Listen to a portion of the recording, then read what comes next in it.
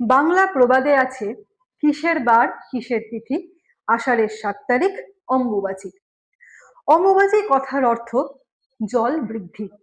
বর্ষার প্রারম্ভে এই সময় প্রচুর বৃষ্টিপাত হয় এবং প্রকৃতি প্রাণ ফিরে পায়।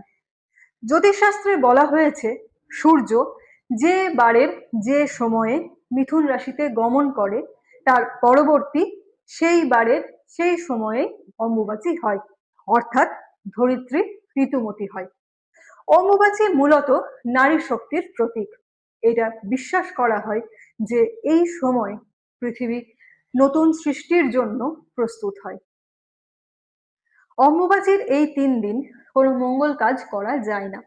7 থেকে 11ই আষাঢ় গ্রাম বাংলার মহিলারা এই রীতি পালন করে থাকেন। চাষবাস, হলকর্ষণ এই সময় বন্ধ থাকে। এই অনুষ্ঠান উপলক্ষে পায়েস, পিঠে বানানোর রীতিও আছে। এই বিশেষ দিনগুলিতে মন্দিরের দরজা বন্ধ থাকে। নিত্য পুজো সম্পন্ন হলেও জনসাধারণের প্রবেশ সেখানে নিষিদ্ধ। এই বিশেষ সময়ে কামাখ্যার মন্দিরে অম্বুবাচী মেলা জগৎ প্রসিদ্ধ। এই সময়ে ভক্তদের 2টি বিশেষ প্রসাদ বিতরণ করা হয়, মন্দিরের ঝর্ণার জল বা অঙ্গদক এবং দেবীকে আচ্ছাদনকারী লাল বস্ত্র বা অঙ্গবস্ত্র।